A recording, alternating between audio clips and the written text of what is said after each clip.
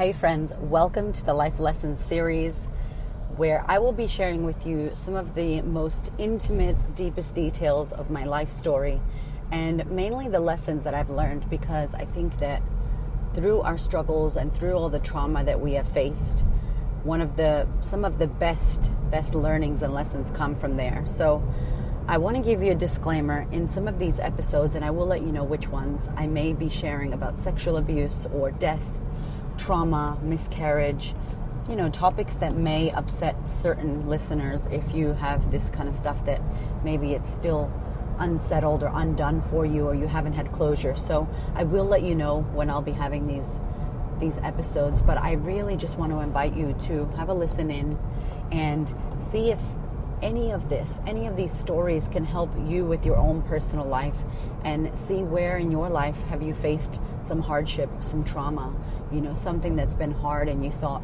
how the hell am I going to get through this? And you did, and you found that strength and that courage and that confidence and everything else you needed, that grit, right, to get you through.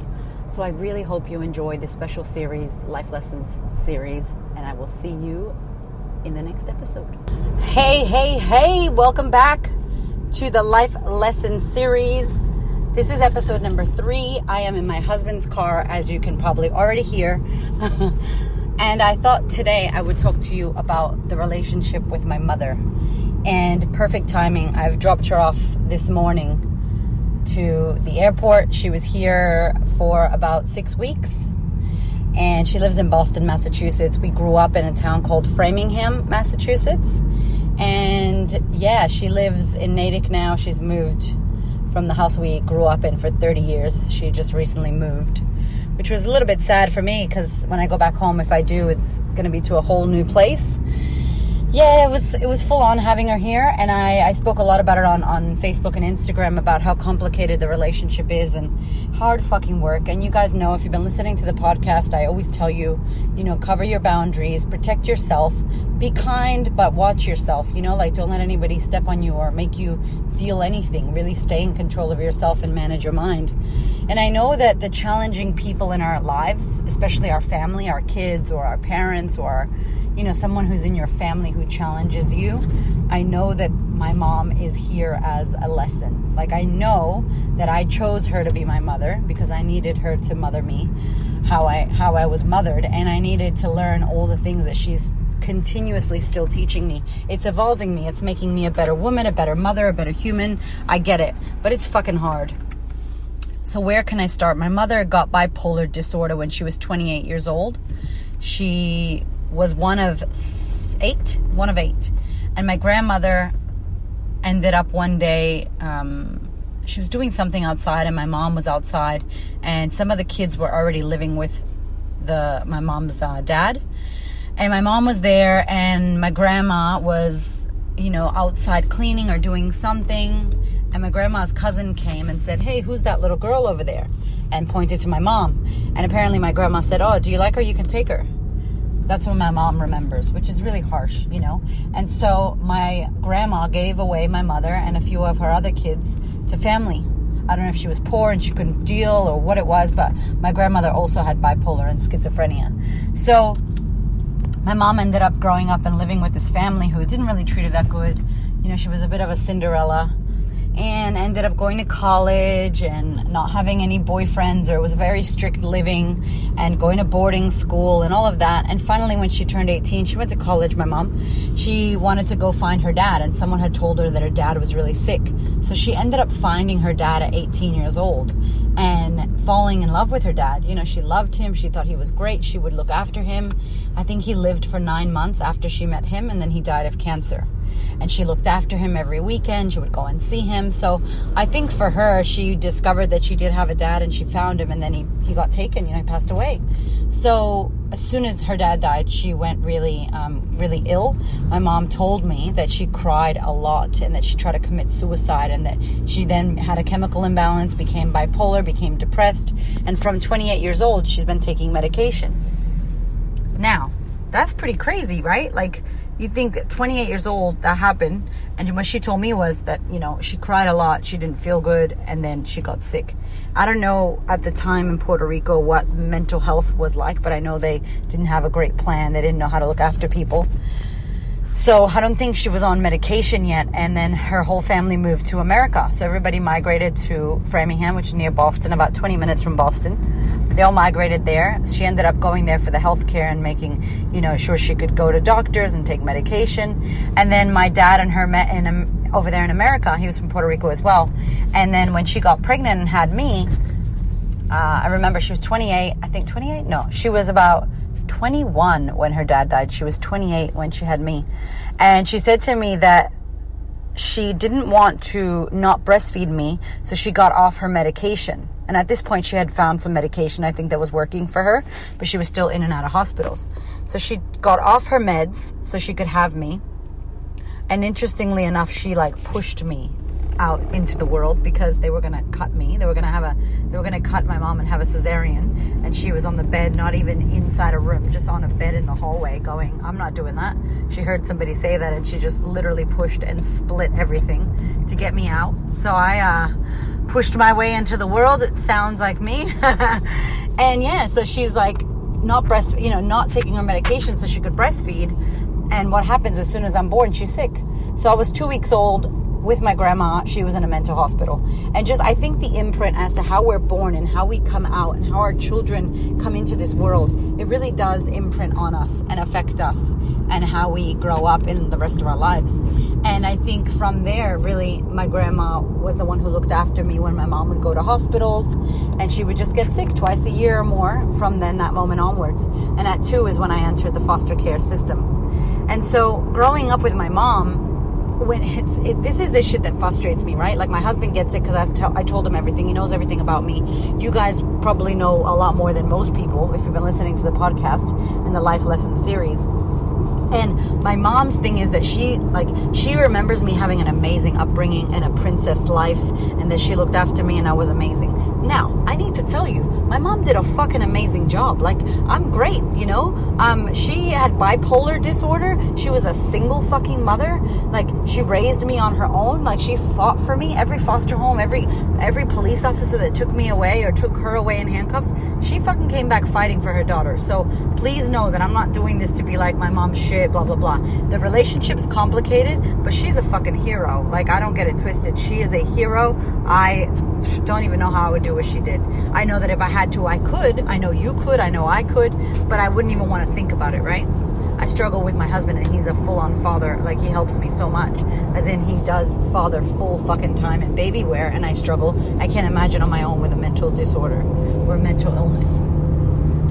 So she remembers that we had a great life and everything was amazing and Erica was a princess, and that pisses me off because I'm like, nah, that wasn't how it was at all. This shit was crazy, and the shit I went through as a kid, and no kid should have to go through. And I acknowledge every single one of you who have had a tough upbringing, or been sexually abused, or have been physically abused, or been mistreated as a child. It's not okay, and you need to validate that for yourself, or see a counselor or a coach, and really validate that and let that inner child inside you heal. Because I didn't know that my 5-year-old self was running my fucking show. Running the fucking show of my life up until I started life coaching with my first coach. Up until 9 years ago, 5-year-old Erica was running my fucking show. She had a drinking problem, and she was a crazy bitch who was angry as fuck.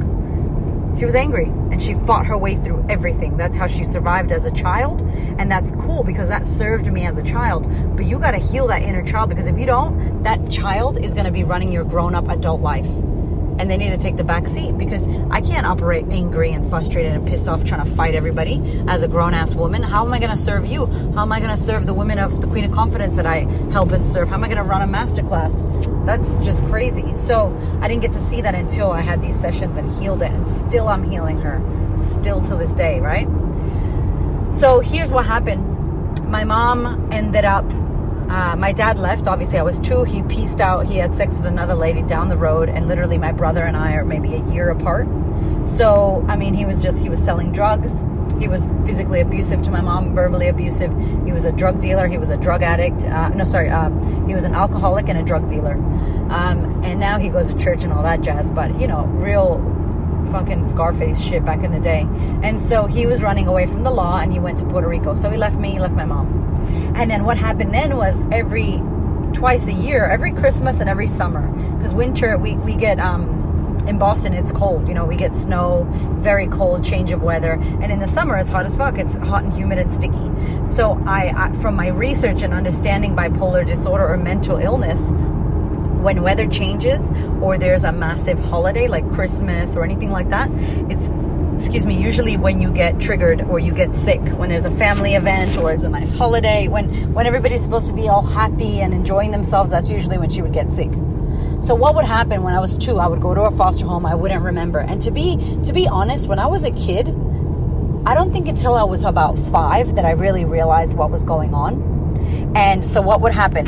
When I was 2, I remember there was a time, and she hates hearing this story, but I'm sharing this story because I think it's important so that you know some of the lessons and the things that have happened, because I've grown so much from this. And now I can go back to these and look at the strength, not the sad shit. So I'm going to talk about physical abuse. So if it triggers you or you're not happy with that, please fast forward or don't listen to this episode.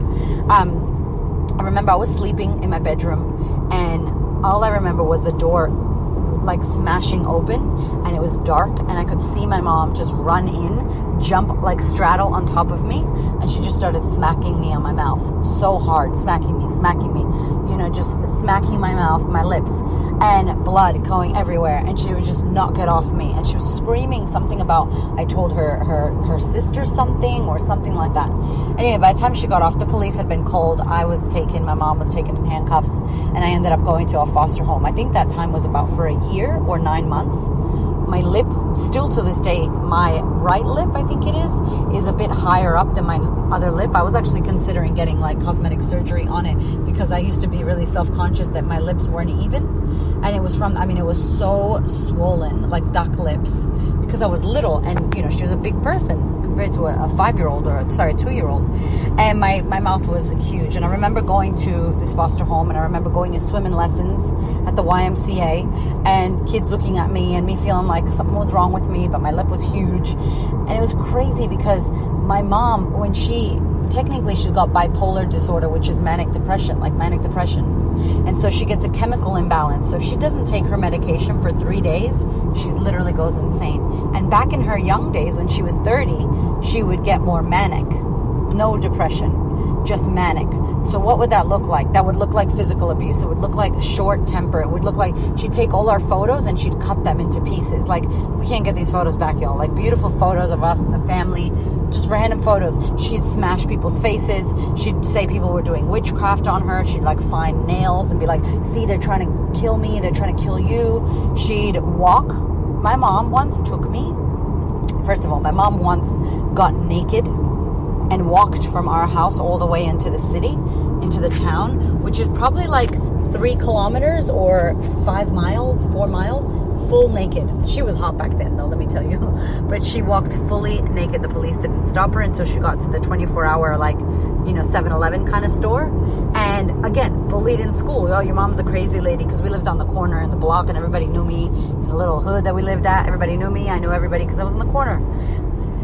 And so constantly fighting my way through school, fighting my way, defending my mom, that she's not crazy, she's beautiful, she's my mom, leave her alone, and fighting my way in the foster home. So I was a fighter, since I was 5, I was just fighting, since I can remember.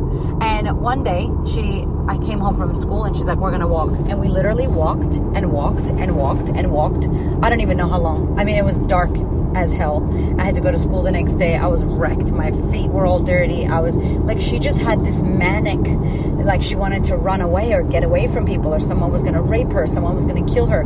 This paranoia would take her over. And then as she got older, it was depression. And the depression played out with her sleeping, her not getting up, her asking if I was her daughter, really mopey and Erika, like that, real low, versus the high of the manicness. So there was a time where we went to Puerto Rico, and literally, y'all, this shit is like a fucking movie. I recorded my mom and I on a video because I know that I'm going to write a book. probably just about this story, but I'm definitely going to write a book about the life and the story. And I don't say it because, oh, it's so cool. I just think it's remarkable. Like, I look at my life now in Australia and I'm like, what the fuck? I have the most beautiful, boring, gorgeous life. My kids are gorgeous. My husband's amazing. I mother and I enjoy myself so much, and everything's just beautiful and safe. And, you know, it's, I don't know, like, I just think that there's no way that I've lived that life, and it was my life, but it feels like it wasn't. Does that make sense? So I'm definitely going to capture it. There's a book for sure we're going to do. But anyway, so I'm 7 years old, and my mom had a boyfriend, Emilio, and he became like a dad a little bit. They were together like 2 or 3 years, and he was really lovely. And they got into their fights and shit like that, but he was a nice guy. We all went to Puerto Rico, and my mom ended up not taking enough medication, right? So we're in Puerto Rico, and we rented a car. She ended up not taking her medication. I heard them fighting about something because I was 5 or I was 7. I was 7. Sorry, I was 7. Y'all, so much has happened that the fucking years get all twisted. Even this happens to my mom. I'm like, was I 5 or were you 9 or where the fuck was that? It's crazy. We actually need to document it. Part of the reason I'm doing this series is because I don't want to forget all the shit that's in my head. And I did a lot of ecstasy, which that'll be another one. But like, is the ecstasy gonna fucking make me forget all the shit that we've been through? Don't judge me, y'all. So we're in Puerto Rico. She doesn't take her meds. I heard her say to him, oh, blah, blah, blah. They're fighting. We ends up getting in the car, and we go to his house, which was his sister's house or something. And we're there. My mom and Emilio started fighting. And she's like, no, okay, blah, blah, blah. And they're arguing. And she's like, Erica, let's go. So she gets me in the car.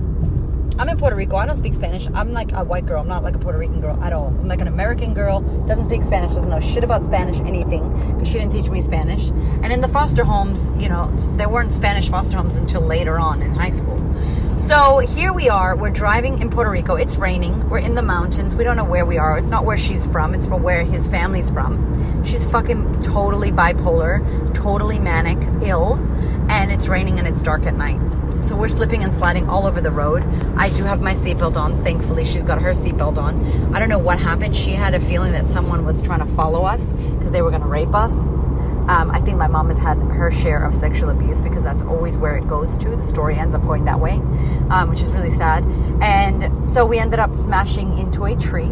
Our car flipped over 3 times. We ended up, oh God, this tree was bigger than the car. We ended up landing upside down, glass everywhere. My mom gets out. She's cut. I'm cut. We're bleeding. She gets me out. We look behind the tree. And there was this massive cliff with like water, like a river. Like it looked like a fucking movie. I'm like, what? I don't even understand what's going on. Like, there's no way that we are alive right now. We should totally be dead. But that tree saved the shit out of us. So there we are. Upside down, gets me out. I've got my teddy bear Lisa, who I'm so sad that I left her there, and my quilt that she made me. All of our shit's in the car. She gets out. We go to find help, you know, and she goes and finds his house. And I remember this house because they didn't have, like, it was so weird. It was like made out of dirt almost. Like they didn't have a walkway. I had to jump through this like open cliff thing. My foot got fucking stuck in there. I have a scar still from that. And we knock on the door, and this lady answers the door, and then 2 men come out. And my mom, of course, gets freaked out and goes, they're gonna rape us. Let's go. I'm like, Mom, are they gonna help us? I'm like, we need the police. We need medical assistance. Like, we just got into a car accident. I'm 5, right? But I'm like 12 at 5 because I've been through all this shit with her already in foster homes already.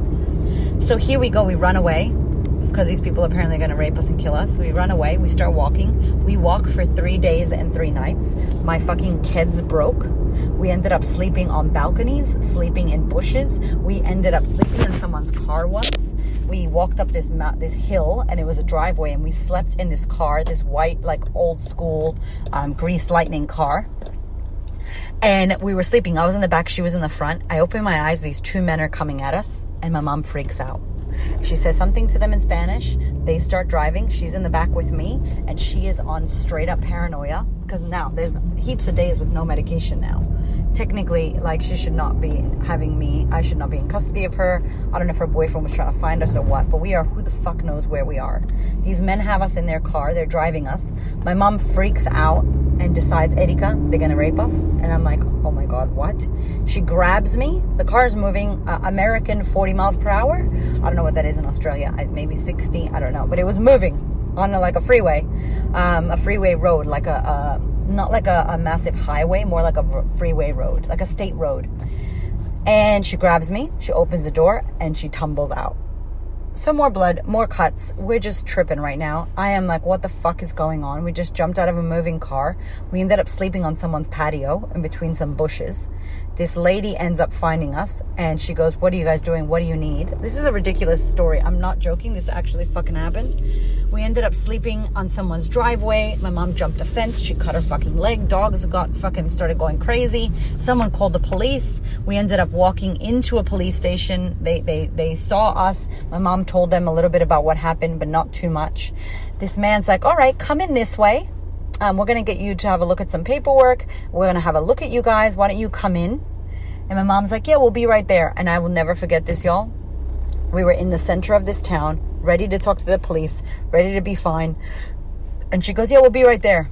As soon as this man turns the corner, my mom looks at me, picks me up, and walks out of the fucking police station. Our car was in the parking lot, all smashed up. My Lisa bear and my fucking quilt. I saw it, and I was like, Mom, can we just grab it? No, we can't. Let's go.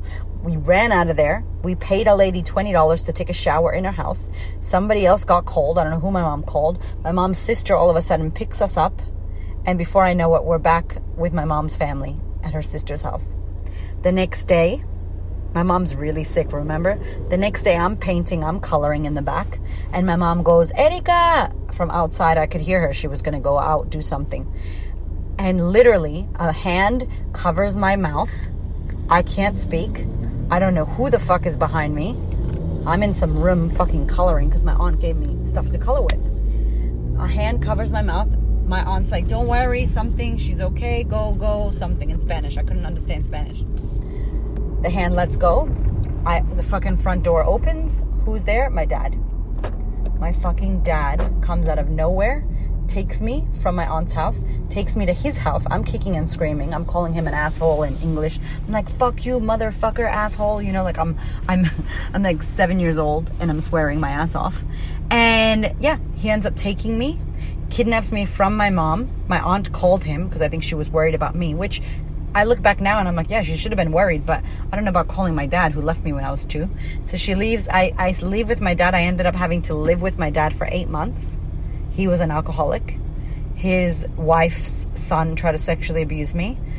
I remember my dad whooping my ass with a fucking big ass bamboo stick. Once only. He whooped that other kid's ass a lot of times, but me just once. And I would talk to my mom over the phone. She went back home. She got help. She got medical. She was healing. She was working with the Department of Social Services in America to try to get me back. And finally, my uncle came from Boston to Puerto Rico and said, listen, I need to take her to her mother. And thank goodness he got me and I went back home. And I'll never forget, like I could cry. He was driving me around and he's like, we're going to go see your mom now. And I was in this really cute pink dress, fucking 80s. I was in this pink dress. I was 8 by now. And my dad's wife bought me this dress to go see my mom. It was pink and it was fluffy and it was cute. And she's like, he's like, we're gonna find your mom. Let's go to her house. So he drives me to my house, and I'm like, her car's not here. She's not here. And he's like, okay, well, let's go back to my house. I'm like, no, can we look for her? I want to see her. Can we look for her? Now, I'm only speaking Spanish now because I forgot how to speak English. I'm like, I think she's gonna be at the 24-hour store. That store I told you she walked to when she was naked. That store. It was called Store 24. So we drive there. I'm in a massive van. She has no idea where I am, that I'm coming. She thinks I'm in Puerto Rico still. We drive there. I saw her car there. I'm like, she's here. And he's like, okay, do you want to get out? I'm like, yep. I get out of the car. Fuck, I'll never forget this. I got out of the car and she walks out of the store and she just drops what she has in her hand. And she's like, Erika, and just like loses it. I run to her, hug her, and she just like looks at me, pulls me off her, looks at me, hugs me, looks at me like, what the fuck? How did you get here? Oh my God. And I'm speaking in Spanish. Mami, yo estoy aquí, te he extrañado, que te quiero mucho. And she's just like, what? ¿Qué? Like, what are you speaking? Like, you don't speak English. I didn't speak any English. It was a beautiful moment. And fuck, I haven't shared this like this. I'm emotional because A, I'm PMSing, and B, like, she just left. And as much as I want to fucking kill my mother, The shit we've been through, y'all, is insane. And a mother's love for her child. She could have left me. She could have let the foster homes adopt me. When I was little, they kept me for a year. They wanted to adopt me. She's like, nope. My mother would rock up to foster homes. After this, when I came home from my dad kidnapping me, I ended up in a foster home again just shortly after because she got sick. My mom would come and walk wherever she was. She would walk to the foster home and say, can I see my daughter? And they'd be like, you can see her for a little bit. So she'd leave the hospital. They'd leave her at home for a bit to recover. And then she'd have to prove that she was okay to take me back. This woman would come, y'all. She would walk to find me. She would, I think I'm feeling a bit bad now. Because as much as I want to kill her, like, she fought for me more than anything. I'm all she's got. She's me and her. Only child, no dad. I don't have brothers and sisters. My dad has fucking 7 kids. So I'm one of 8, right? But according to my mom and me, all day, every day, we grew up together. Just me and her. With her random boyfriend she had here and there. But it was just me and her, And it was crazy because she never didn't fight for me. After the foster home, I remember I stayed with the Hughes. The Floridians. That's who the family was, the Floridians. And they had a beautiful stone house. And my mom came to see me there once. And the lake was near their house. So they had a lake walking distance. I was 8 and they let me walk to the lake. And I got so brown, y'all. I looked like a little Puerto Rican child, not like a child that lived in America. And my mom came to the lake and she came up to me and she said, excuse me, do you know a girl named Erica? Like, she came up to me and asked me if I knew who I was. She didn't know who I was. I'm like, Ma, it's me. And she's like, no, it can't be you. Show me your birthmark. Because I have a birthmark, a really big birthmark on my left side. It looks like the island of Puerto Rico. And I showed her and she just broke into tears and started crying.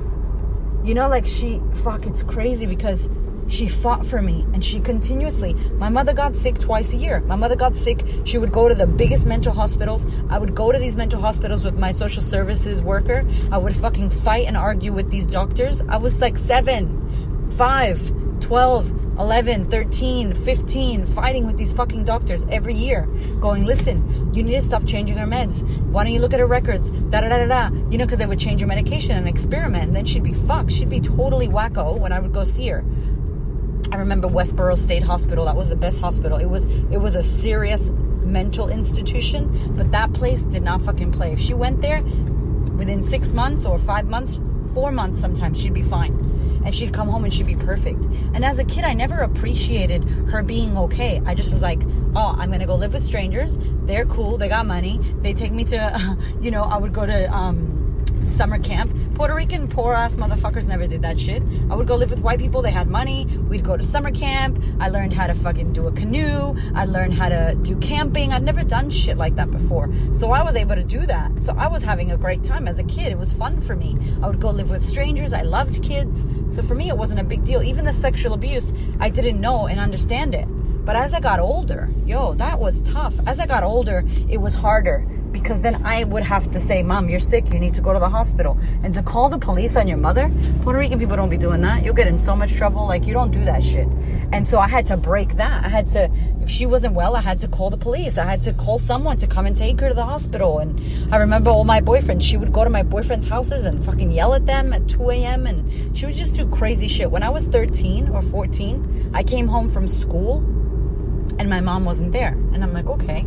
And one of the guys from the block, he's like, yo, I took your mom to the train station. I'm like, what? He's like, yeah, she said she wanted to go. She was going on the plane. She wanted to go. I'm like, what do you mean she was going on a plane? He's like, yeah, I think she was going to Puerto Rico. I'm like, are you fucking kidding me? So my mom, I came home from school. I'm 13. I walked. My school was walking distance. Was it walking distance, that school? I don't remember if I was on a bus or walking distance, but I came home. No, I was on a bus. I came home from school off the bus. I was in middle school, Woodrow Wilson or Walsh Middle School. And I get off the bus. I go home. I don't know where the fuck she is. She's gone. Do you know what she did? She ended up not taking any luggage, just taking her wallet, getting a ride to the train station, taking a train to the airport, and jumping on an airplane to Puerto Rico. She was in Puerto Rico for 3 months. Like, what the fuck? So what happened? She got sick. Like, she was unwell. I feel so hard. It was so hard. Must have been so hard for her, to experience bipolar disorder. And for her, like, she has to take medication, y'all. She takes 15 pills a day. in the morning at 9 a.m. and at 9 p.m. And after 3 days, if she doesn't take it, and I started to get onto this, I was like, oh, I can see the signs. She's starting to get paranoid. She's starting to yell at me and get really like short and paranoid. She would get paranoid, and that's when I would know, fuck, she's getting sick. And I try to talk to her, she wouldn't understand. So what happened in Puerto Rico? I just ended up staying with my girlfriend Tati, who was like my sister. Her family took me in. My mom ended up coming back, and social services said, you can't go live there until she's well and she's back in the hospital, and we can tick her off as she's okay to look after you. Because remember, I'm a kid. You can't have a child in your custody if you're fucking sick, or if you're abusive, verbally or physically abusive. And I remember getting on the bus, and the bus would pass by my house, and I would see my mom outside smoking. My mom doesn't smoke. And she was tan. She had crazy black eyeliner all over her face. Like, she just was, I'm like, what the fuck? And it was so sad because, I would see her like, that's my mom. What the fuck? Who is that person? What is she doing? But I couldn't communicate. I couldn't see her. I couldn't talk to her.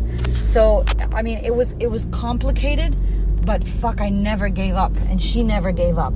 And as much as now she annoys me, and you know what annoys me now is that she goes, I'm your mother, you're my daughter, don't talk to me like you're the mother and I'm the daughter. But I'm like, Mama, my whole life I raised you. Like, it feels like I raised her. Like, I know she raised me and I fucking love her and I think she did great, but there was so many times every year when she went to the hospital, every year we got broken into. Every year. So somebody knew that I was going to go to a foster home. They knew the system. Erica's going to be taken away by the police, because the police would come, handcuff me, handcuff her. We would literally, I remember a time that we both had handcuffs on my hands and my feet. I was kicking and spitting and screaming. We knew these cops by now because they've come to our house so many fucking times. And this cop named Smitty, who my mom hated because he was really an asshole, he took us in handcuffs. He fucking threw me in the car, threw my mom in the car, and off we went. So people on the block knew Margie's going to be gone for 6 months minimum. Erica's gone. We can go ahead and fucking take everything. And people would just break into our house and steal all of our shit. So we got broken into. So now till this day, my husband's like, why do you get so weird about opening windows and blah, blah. And I never even knew until this year. 2018, last year, I discovered my big thing about locking my windows and being safe. My whole life I was broken into. So of course I'm worried that somebody might break in or steal my shit. And it was so unconscious. This is why I tell you to work on your shit, because you don't know the subconscious, unconscious, hidden shit that's buried underneath your pain that you haven't uncovered, and you run your fucking life like that. And now I'm like, oh my God, that's ridiculous. Just because I was broken into my whole life doesn't mean it's gonna happen to me now. Like, insane shit, yo. And I tell you this because what I learned from living with a bipolar mother is that she's my strongest fucking hero. That the shit that we think we can't do, we can do. But also, that now as a grown-up, you don't get to fucking act like you were the best mother in the world and I was the kid and you were the parent. No, sometimes it was fucking hard. Sometimes it was fucked up. Sometimes it felt like shit. This is why I did therapy for 18 years. I was in therapy since I was 3 years old. Therapy. Hence why I'm a fucking communicator, I think. I don't know. But I talked my ass off. I had a big sister. I had a caseworker. I had a DSS worker. I had all these people who looked after me. And my shit, the shit that happened because of all this was I became angry. At 5 years old on the playground, defending my crazy mother, air quotes. Your mother's crazy. She walks naked. And there I am trying to fight the boys, biting people in their head, punching people in their face. My whole life, my whole schooling, I was in fucking detention. All the time. I was in suspension, detention. I was fighting. I was a fucking fighter. I picked fights. I bumped into people just to fight. Like, that was the way I expressed myself, through hitting and fighting. And it was so funny because my first coach said to me, you need to let that person inside you, that girl inside you, you need to heal her pain. You need to hug her. You need to do a healing the inner child. We did a whole process. I cried my fucking eyes out and said, thank you, little Erica. I'm sorry that this happened to you. Sexual abuse. My mom's boyfriend sexually abused me. Like all this fucked up shit. And it's like, excuse me, like now for me to have a relationship like I do with my mom, like I have a great relationship with my mom. I want to fucking kill her sometimes. We do each other's heads in, but it's because of her lack of understanding that, honey, you don't understand what I went through as a kid. You think it was all fucking cute and cherries and fucking sprinkles and all beautiful. No, it wasn't. It was fucked up. And I know it wasn't your fault, but still it was fucked up. And a kid should get that validation. Listen, I know it wasn't your fault, but it doesn't matter. I shouldn't have had to go through all that shit as a child by myself and have nobody, literally nobody, except foster home people who were not my family, but they looked after me. But then I also got sexually abused in their houses. And it was like, what the fuck? So there was all this crazy ass shit. So at 16, I wanted to leave. I joined the army and I was fucking out. And of course, my mom comes to my army fucking graduation sick as hell. Of course she was. I left. That was the first time I had ever left her. But she had left me so many times that she didn't realize, because she didn't think consciously she was leaving. She was sick. But I felt like she had left me. She was gone. I was on my own. And still to this day, I don't have guilt that I left her at 16. I don't have guilt that I live in Australia. She lives in America. That she doesn't see her grandkids every day. I don't have any guilt. She may pass away. I will have no guilt. Why? Because I know that my walk, this journey that I'm on right now, all the fucking things that happened to me were supposed to happen so that I could turn into being who I am today. My mother was supposed to be my mother. I chose her. And as much as I want to kill her sometimes, I fucking love her so deeply. Like a level that I can't even explain to you on this podcast.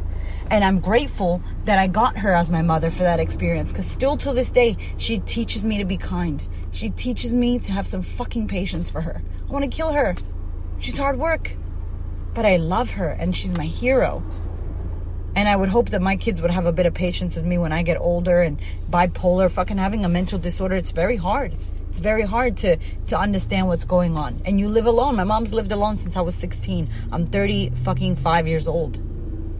Almost 10 years. Is that 10 years? I suck at math. Is that 20 years? I think that's like 20 years. She's lived alone and had to look after just herself. So of course when she comes to my house and I have a newborn baby that I need her to be quiet, she doesn't understand. She slams doors. You know, like having that patience with her. And I don't blame my mom for any of this shit. None of it. I thank her because of who I became because of her. Even though I want to punch her in the face at times. And also, when she calls me, I keep it how I want to keep it. We don't go deep into shit. Because I know who she is. And this is what I tell you. Know who you are fucking with. If your mom is a narcissist, if your mom is mentally ill, if your mom is negative, if your dad always blah, blah, blah. When you deal with them, understand who they are. Don't expect them to be someone else. You're the one tripping. You're the one listening to this podcast, trying to shift and clear your shit and change your life. Don't expect them to be some fucking conscious, awake being all of a sudden. You be that. Allow them to teach you the fucking lessons of patience, of compassion, of calmness. I'm still learning it. I haven't mastered it at all. Not even a little bit. I'm a fucking asshole to her sometimes. And I feel like shit, but then I learn and I'm better the next time. The saga continues with my mother. She's come to see me since she was 57. She's 63. She got her passport at 57. She's come to Australia. She's got 2 grandkids. We're close as fuck. I can't believe after all this shit that we've been through. And there's more. But we've already been chatting for fucking 35 minutes. This is the longest podcast episode I've ever done. I hope you get an idea of lessons learned from living with a bipolar fucking mother. I can't tell you enough how that shit's formed me as a mother and formed me as a woman. I'm very grateful for everything that I got given with her. And even though I love her and even though it's not her fault, I still protect my boundaries. And I recommend you do the same. If you have an experience like this, you don't owe anybody shit. And if you were a kid and you were hurt and you were physically or sexually abused and nobody's ever told you that they're sorry, I'm sorry. I'm sorry that you went through that. I'm sorry that you were treated that way. I'm sorry that you felt that pain. It wasn't okay. It was not okay. And I hope that you find some comfort in that. And I hope that you comfort yourself and that you surround yourself by people that love you and understand you. And if you ever want to fucking talk about this or you need help, reach out to me, reach out to a counselor. Fuck therapy if you got to do it. I just don't love going into the past. Therapy for me, I don't know. Therapy for me was too much past. For me, a life coach is where it's at. Someone that's going to help you deal with your shit now. So if you need that, reach out to me or reach out to someone because you deserve to live a fully fucking expressed life. You deserve to heal your shit and you deserve to be validated for everything that you've been through. I thank you so fucking much for listening to this emotional and difficult podcast. I can't believe I got this emotional talking about it, but if you're still listening, thank you. I appreciate you so damn much and I'll see you in the next episode.